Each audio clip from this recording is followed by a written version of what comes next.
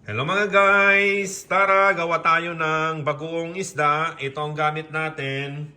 Previously, frozen ito. Nahuli namin last year. Nakita ko sa freezer kaya sabi ko gawin ko na lang ng bagoong. Pwede siya. Pwedeng gawing bagoong kahit frozen. Kung may press na mahuli kayo, maganda, mas maganda pa. Pero ganun din ang timpla nito kaya dyan lang kayo guys. Perfect ito. Walang palya. Ayan, ang gamit natin. Asin na galing din sa dagat yan. Sea salt. Mas maganda. Ito yung ginawa pala namin. From frozen ito na dilis galing ng Pilipinas guys. Tignan nyo, brown din ang kulay niyan. Parang original. Walang kulay yan ha. Talagang naging brown lang siya. Ito asin, 1 cup. At ito ang timpla natin dito guys. Bawat 3 takal ng dilis natin. Yan. 3 takal. Kahit na anong takalan na gamitin niyo, baso or mangkok o ano. Basta siguraduhin din ninyo na yung pantakal ninyong asin. Ganun din sa pinantakal ninyo sa dilis. So umpisa na natin guys. Ito guys, takalin na natin. Yan. Dapat sakto lang siya sa ano niyan. Sa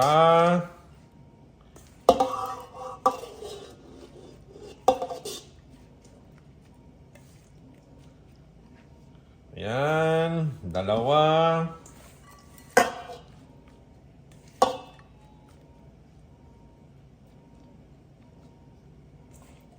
Bali, ano siya guys, tatlong takal siya. Ayan. Dagdag na lang tayo ng konting asin. Sa importante. Ayan. Then, lagyan natin ng ayan, 1 takal na asin. Make sure natin na ano siya. Sige pa. Punong-puno. Dapat punong-puno siya. Dala. Sige pa. Hindi. Ayan. Ayan. Ayan natin dyan guys. Kunin natin lahat. Mahal ang asin dito na sea salt guys. Dito sa amin, mahal eh. Bali, yung magkano yan? $4 yata yung Kaya kunin natin maigi yung natin. So ito guys, ang sikreto nito, ito na. Ayan. Lalamasin natin to ng mga, depende guys, mga between 15 minutes to 20 minutes nating lalamasin yan. Ayan. Make sure na malinis yung kamay ninyo. Huwag kayong mag-gloves guys. Hindi ko sinasuggest na maggamit kayo ng gloves dito. Linisan lang ninyong maigi yung kamay ninyo. Alam niyo kung bakit? Yung gloves, naman yun eh. Habang ginagamit mo dito, magaspang itong asin, siya, nabubutas siya. Yan, nabubutas siya. At mahalo yung goma dyan sa gagawin nating bagoong at hindi naman maganda yun sa gagawin nating bagoong. Yan. Lalamasin natin to guys. Para lumambot ang gamit nito kaya nilalamas natin ng ganyan para lumambot yung isda natin, lalo na kung yung press yung dilis na gagamitin natin. Ito, perfect ito. Lamasin natin, lalambot siya. Mas madali siyang ma-ferment. At saka mas magandang kinalabasan niya. Dati noon, gumagawa ako na napanood ko lang, ginagawa ko, hindi ko naman nilalamas, hinalo ko lang nung na-mix na ng siya, after ng a few months, matigas pa rin yung dilis, hindi siya lumalambot. Yung pala, ang sikreto nito, eto, lalamasin mo to. Ayan, lalabas yung mga juice niyan mamaya. At siya, yung patis, saka na natin ilagay mamaya, yung pag siguro bago tayo matapos, hindi, haluin lang natin ng mga ilang sandali. Kasi liquid naman yon. Mas maganda itong mamaya na yon. Yan. Kasi mayroong Yan. Nagdagan ko ng konti kasi sobra namang ano yung ano natin. Huwag tayong magtipid sa asin pag gumagawa kayo ng bagoong para hindi siya bumaho. Ito.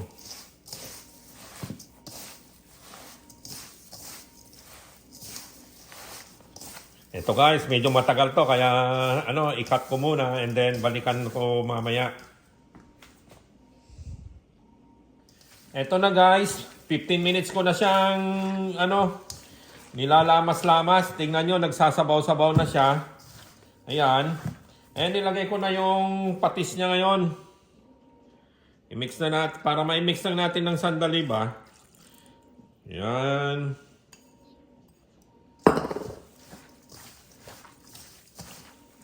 I-mix natin siya, mga 1 minute lang.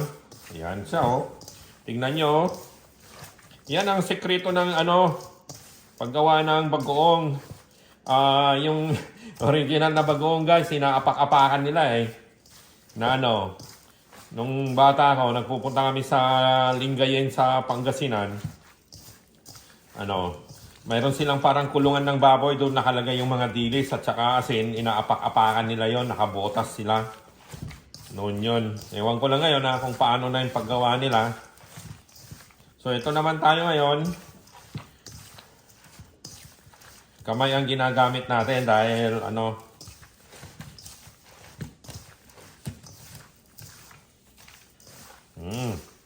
tignan nyo guys, sakto na oh, yung asin natin, halos matunaw na sila. Yung paglamas natin ng ganon. Oh. Eto, kunti na lang. Ilagay na natin sa ano, lalagyan. Oh, ayan na guys oh. Yeah, medyo matrabaho ng konti, pero syempre, talagang ganun lang yon. Gusto natin ng hindi palpak na bagoong. Oh, ito, may lalagyan ako dito. Ito. Yung lalagyan namin. Ilagay lang natin, guys. Ito sa lalagyan. Ito, hinahalo ko to. Hahaluin natin once a week. Ayan. Para ano siya. Yung mga, kasi yung asin, pag magsisitol siya sa ilalim, yung nasa ibabaw, hindi na siya, ano, medyo nag-iibang itsura niya. Kaya mas magandang kunin natin yung mga sabaw niyang iba.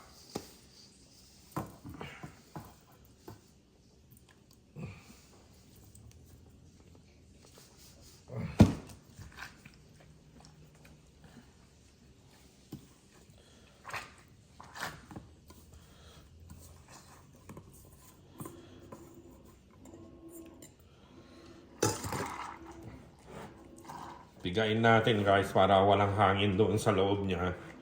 Ayan.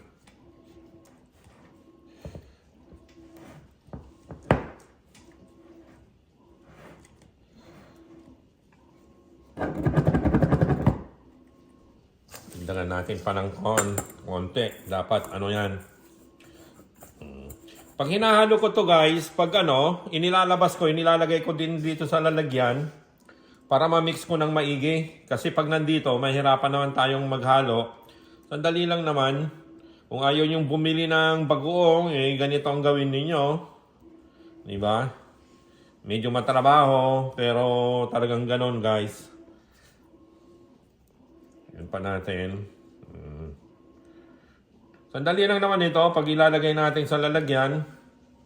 So, ayan guys. Lagyan natin ng takip. Ito na guys.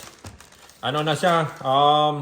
Dali at i-ano ko lang maigi yung mga dilis natin para walang naka-expose. Dapat ano siya para hindi siya mamaho. So ayan guys. Ang gagawin natin ngayon, ito, kumuha ko ng ito yung parchment paper. Yan. Tatakip ko yan guys.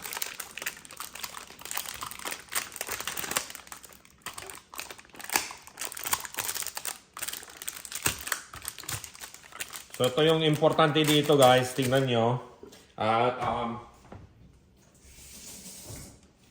Then bubutasan ko itong papel guys para yung amoy niya lumabas siya. Lagyan ko niya ng butas na ano doon sa middle. Ayan o. Diyan lalabas ngayon yung amoy niya para hindi siya makulob sa loob. At yung mga lansa niya lalabas dyan yung sa butas na yan. O. Diba guys? Ayan. So, yan lang guys. Shinare ko lang. Matagal na kaming gumagawa ng bagoong namin. Mga 15 years na sarili naming bagoong. Hindi na kami bumibili ng mga bagoong isda. So, yan guys. Yung bagoong natin. Update ko kayo after ng few months para malaman ninyo. Itong isa na to. Ito.